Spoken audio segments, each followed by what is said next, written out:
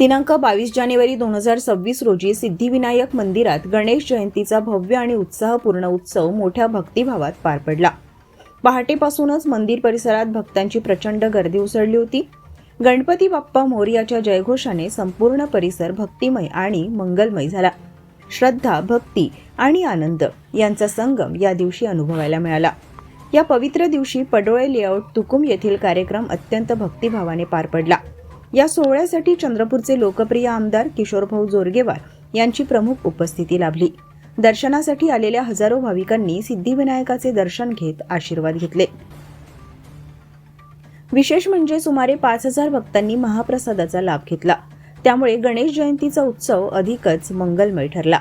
या यशस्वी आयोजनामागे सिद्धिविनायक मंदिराचे अध्यक्ष सुधीर भात चावरे, संपूर्ण कमिटी तसेच भावनाताई तोटे, रेणुकाताई काळे, हेमंत व ईश्वर विरुटकर यांच्या अथक परिश्रमांचा मोलाचा वाटा होता।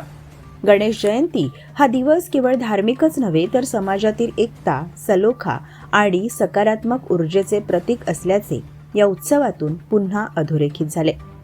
सिद्धिविनायकाच्या कृपेने सर्व भक्तांच्या जीवनात सुख, शांती आणि मंगल कार्य नांदो अशीच सर्वत्र भावना व्यक्त होत आहे।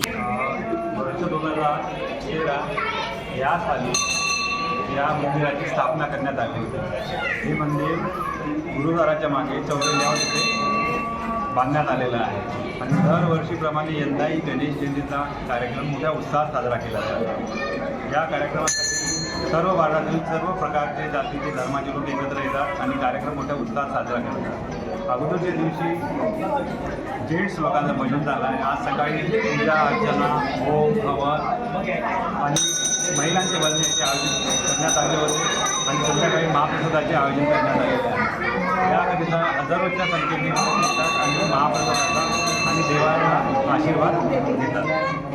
दरवर्षीप्रमाणे मागच्या वर्षी सुद्धा 4000 लोकांनी या जयंतीनिमित्त इथे येऊन महाप्रसाद आनंद घेतला। तर यावर्षी सुद्धा किती लोकांची अशी अपेक्षित आहे, किती लोक येतील?